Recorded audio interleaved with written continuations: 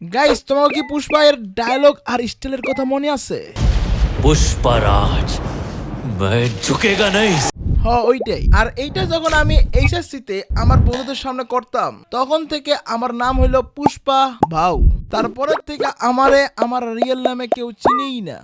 আর আমারে এই নামটা দিছে হইলো মারুফ আন্টি। সরি বন্ধু। তাই বলতে গেলে আমি হলাম আল্লু অর্জুনের বিগ ফ্যান। হয় যদি আমার সামনে আহে তাইলে খালি বাতাসি বেরিব, আর কিচ্ছু না। আর যদি তার সিনেমা পুষ্পার ইমোট ফ্রি ফায়ারে আসে তাইলে কি আমি নিব? না, নিব না, কারণ আমার কাছে টাকা নেই ব্রো। তাই আমি হুল্লুলুলুর ব্যাংক থেকে লোন নিয়ে তারপর নিব। তারপরেও নিব, কারণ আমার ভিডিও বানাইতে হইব।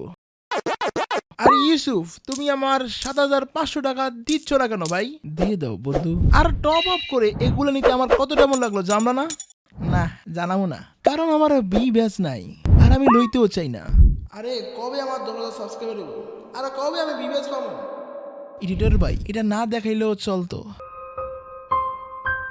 আসসালামু আলাইকুম ভ্রাতাবৃন্দগণ, কেমন আছেন সবাই? আশা করি আল্লাহর রহমতে ভালো আছেন। আজকে ভিডিওটা ইন্টারেস্টিং হতে যাচ্ছে, কেননা আজকে আমার এই ইমোটটা ফ্রি ফায়ারে কিল করার পর এনিমির লাশের উপর দিব। কি ত্রিপুলারের কপি মনে হচ্ছে? তবে গাইস, একটা টুইস্ট আছে। টুইস্টটা হলো আজকে আমি ঝুঁকবো না, আমি আমার বসার বাটনটা সরিয়ে ফেলবো। আর এটার কারণ হলো একদম নিচু হব না। দেখছো, মিস্টার ত্রিপুলার থেকেও আমি অনেক জিনিয়াস। মিস্টার ত্রিপুলার, প্লিজ কলাব। তো আর কোনো ক্যাচাল না বাড়িয়ে সোনার যন্ত্র কানে লাগিয়ে শুরু করে ফেলি আজকের দূরদর্শন।